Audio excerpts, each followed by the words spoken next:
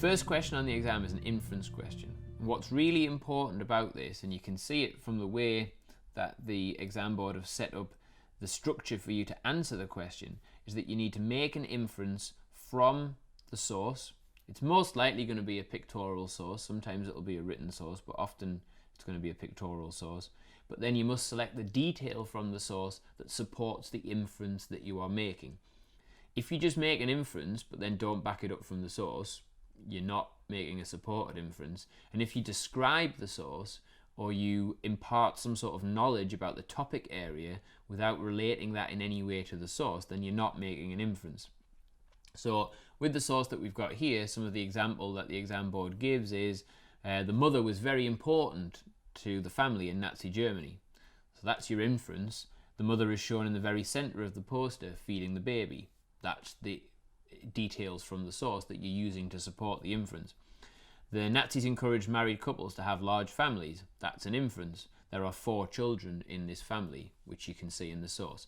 So it's really important. If you want to think about it as 4 marks, but it's a 1 plus 1. So you infer for 1 mark, and then you support that from the source for the other mark. And if you do that twice, then you get your 4 marks out of 4. The next question is an explain question. So what you're essentially being asked to do here is to explain why something happened, explain the impact of something, explain the consequences of something. So there is an element here in which your analysis comes from considering the relative importance of the reasons that explain what it is that you're being asked to explain. So in this case, why was Hitler able to create a dictatorship in the period February 1933 to August 1934? So you're looking for a number of different reasons why that was able to happen, and your analysis comes from considering what's the relative importance of these different reasons. So a good way to think about this is to think about what your line of argument is that runs through your entire answer. The Mark scheme clearly says that you need to have a clear line of reasoning or line of argument. So this isn't a magical mystery tour answer where you start off saying one thing and then by the end you say something else. It needs to be a tight, coherent piece of writing which clearly spells out what your argument is, and then throughout the answer you link back to that argument using evidence to support what you are saying. So for an example paragraph here might go something like, one way in which Hitler was able to establish a dictatorship was by exploiting the Reichstag fire to move against his political opponents. So there is a clear point that is focused on the question. The text in green there is the evidence that you're using, so you need some sort of knowledge to support the point that you're making. And then the important bit for showing that you have a consistent line of reasoning is that last sentence, which is in blue, which links back into your line of argument. So you're showing how, in this case, the Reichstag fire was an important element in Hitler's ability to establish a dictatorship, but it wasn't as important as the Enabling Act, which is what you have set out as the most important factor in your line of argument. So in that way, your paragraph links back into your line of argument. That helps the examiner to show that you are focused, and it also helps the examiner to see that you have a clear line of reasoning throughout your answer. The next question asks you to consider how useful sources are.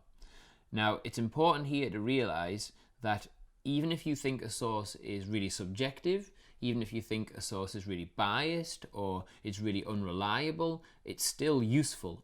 All historical sources are useful. Even if you don't agree with them, even if they're given a one-sided view, they are useful because they show us a certain aspect of the past. So here we have a question that asks you to consider the reasons for the growth in support of the Nazi Party in the years 1929 to 32. Source B is a photograph from a German newspaper. Source C is from Inside the Third Reich by Albert Speer, which is published in 1970. Speer here is remembering hearing a speech made by Hitler in 1931. So when you're considering how useful it is, you need to think about the provenance and the content. So by the provenance we mean the nature, the purpose, the when, the who, the why, what is this source, and how does that influence how useful it is, and the content is what it's actually showing us. What's really important is that you must use your own knowledge to set the source in historical context. So you are not looking at how useful the source is in isolation. You are looking at how useful it is based on what you already know. Otherwise, you're not actually doing any history. You're just doing a comprehension exercise, or you're doing an inference exercise, which anybody could do without having any historical knowledge of the period. So here we could say that because it's from a newspaper, it shows lots of people queuing, it shows how important the Depression was, how unemployment was a real problem for Germany. We can see from the content that there are huge queues of people. We can see how many people are queuing for their unemployment benefit. We also see a poster on the wall that says "Vote Hitler." So it's useful for showing us what was going on at the time. It's useful because the fact that it's in a German newspaper shows us this was a real problem. Our own knowledge of the historical context shows us that lots of people did vote for Hitler because they were unemployed, because they thought he was the last great hope for Germany. However, it's just one photograph. It doesn't really provide any understanding of the wider context. It's just a snapshot of that particular time. Here, the written source, okay, we could say that it's by Albert Speer and he's a Nazi minister and he's looking back and therefore he might be more favourable towards Hitler, but it's still somebody who was there at the time. The content shows us how much enthusiasm there was amongst crowds of people. It also shows us how popular Hitler was because of the fact that he was able to persuade Germany that it could recover from its problems. We know from our own historical knowledge that Hitler was a powerful speaker, he had charisma, the Nazis used propaganda well. So both sources are useful. That's the important thing. You don't have to decide which one is more useful than the other. The question doesn't require you to do that. It just requires you to say what is or is not useful about the sources. And because the exam board has chosen two sources and said how useful, you can assume that there will be some strong elements of utility, things that are useful about both of the sources. So you're not trying to make some sort of comparison, this source is useful, this source is useless.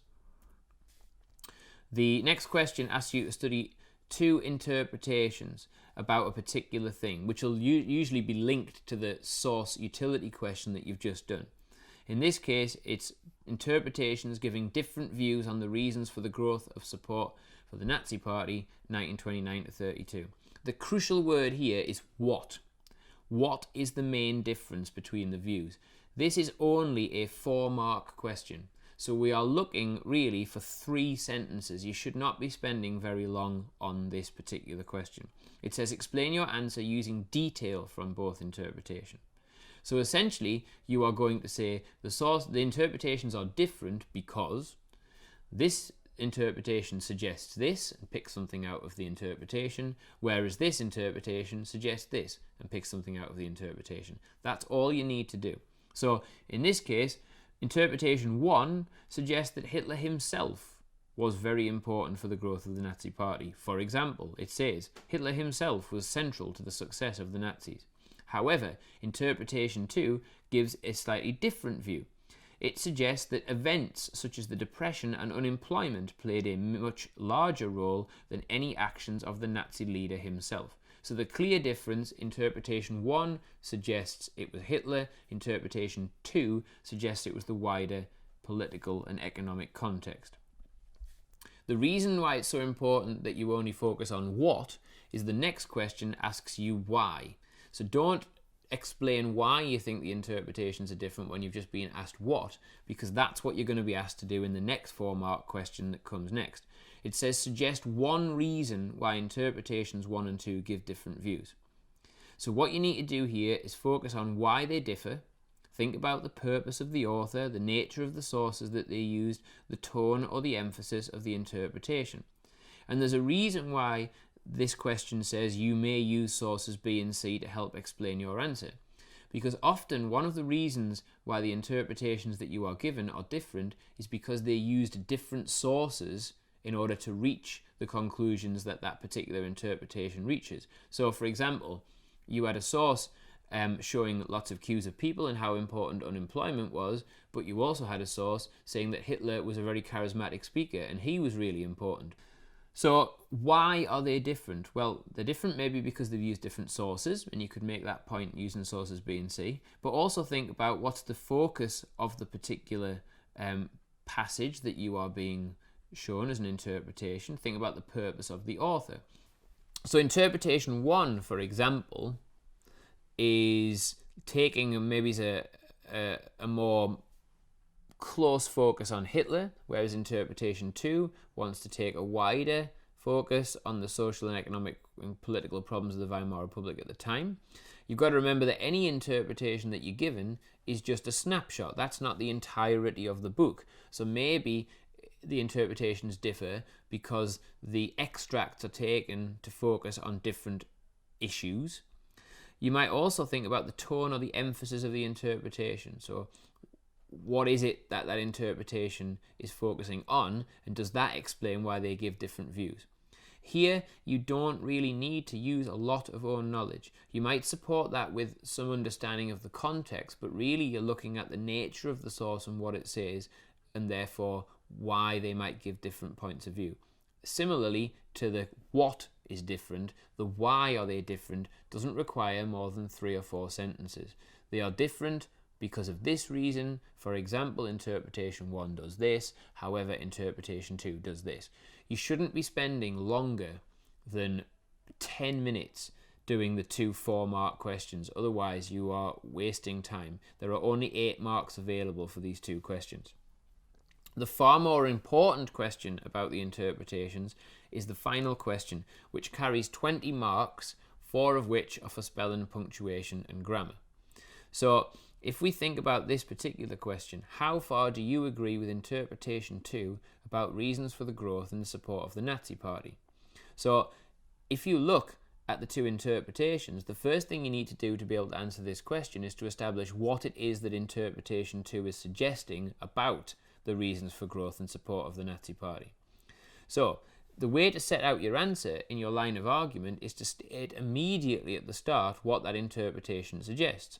So interpretation 2 suggests that it was the economic depression and unemployment which is the most important reason why Hitler became Chancellor in 1933, and why the Nazis' support grew therefore between 29 and 32. So in your line of argument, you would say interpretation 2 suggests that the economic depression and unemployment was really important, and then you need to decide whether you mainly agree or disagree with that, and then why. That's your line of argument. It's important to note that the question says explain your answer using both interpretations and your own knowledge. So it is very, very important that you refer to the other interpretation, which will usually give a different view, because you wouldn't be able to ask the what is different or the why they are different questions unless you had been given 2 varying interpretations on the same event. So when you're answering your question, make a point about what the interpretation suggests, so in this case interpretation 2, then use some evidence or explanation from your own knowledge to support that, link it back to your line of argument. So it may be that you don't agree with the interpretation, so that means that the first part of your answer is where you can pick out some points that have value and have merit from that interpretation, and then you knock that argument down later on to reach a judgment to show that overall you mainly agree or disagree with it. So if we have a look at an example line of argument, interpretation 2 suggests this was the economic depression as a result of the Wall Street crash, that it was the main reason why Hitler and the Nazis came to power. I mainly agree that the economic situation created the opportunity for the Nazis to become more popular during the period 1928 to 32. This was not the only reason for the growth of support for the Nazi Party, however. So the first part of your answer is going to show evidence that supports interpretation 2. Second part of your answer is going to show other evidence, looking at the other interpretation and your own knowledge, to suggest other reasons that were also important before you reach your final judgment. So here's an example paragraph. The red section chooses something from the interpretation, such as the Wall Street crash and unemployment played a crucial role. The green section suggests some evidence that supports that, but the blue section, which links back to your line of argument, says, well, okay, although these wider economic events were important, they weren't the only reason. Here's an example of a paragraph that would come in the second half of your answer. So interpretation 2 downplays the importance of Hitler himself. It is clear, however, that Hitler was important, and what's noteworthy here is that in the green section, you're also using interpretation 1 as well as your own knowledge, because we know that interpretation 1 gives a different point of view to interpretation 2. And again, at the end of the paragraph, you then link into your wider argument, which is that the economic depression and the unemployment and problems that the Weimar Republic had were not the only reason, because Hitler was important. His charisma, his leadership, the propaganda were important for being able to exploit that. So it's very important when you're answering this last question that you leave yourself enough time, a good 25 or 30 minutes, and it's important that you have a clear argument that looks at both the pros and the cons of the interpretation you're asked to look at, and does that by weighing up the quality of that interpretation against what you know from your own knowledge and what the other interpretation suggests.